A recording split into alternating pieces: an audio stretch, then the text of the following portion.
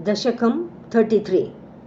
वैवस्वताख्यमनुपुत्रनभागजातनाभागनामक नरेन्द्रसुतोऽम्बरीषः सप्तार्णवावृतमहीदयितोऽपि रेमे त्वत्सङ्गिषु त्वयि च मग्नमनाः सदैव त्वत्प्रीतये सकलमेव वितन्वतोऽस्य भक्त्यैव देव न चिरादभृता प्रसादम्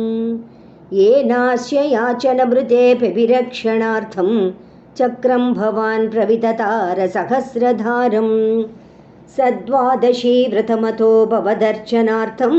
वर्षं ददौ मधुवने यमुनोपकण्ठे पत्न्या समं सुमनसा महतीं वितन्वन्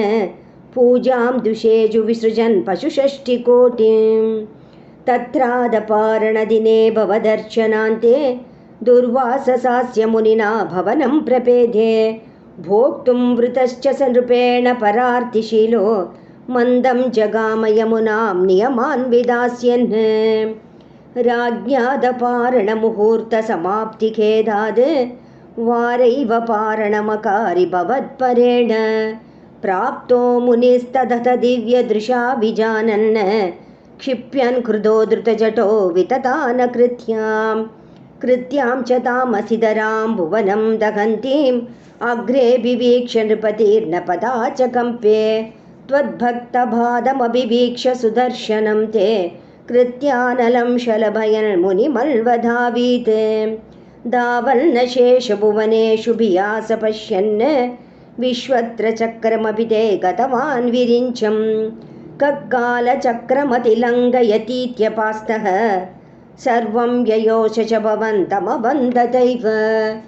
भूयो भवन्निलयमेत्य मुनिं नमन्तं प्रोचे भवानहमृषे ननु भक्तदासः ज्ञानं तपश्च विनयान्वितमेव मान्यं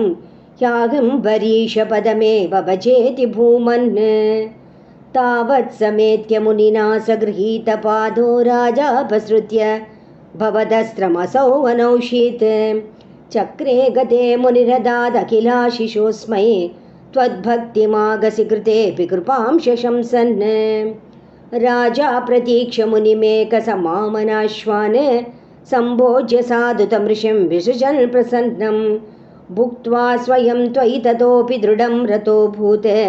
सायुज्यमाप च समां पवनेशपायाः सर्वत्र गोविन्दनाम संकीर्तनं गोविन्द गोविन्द।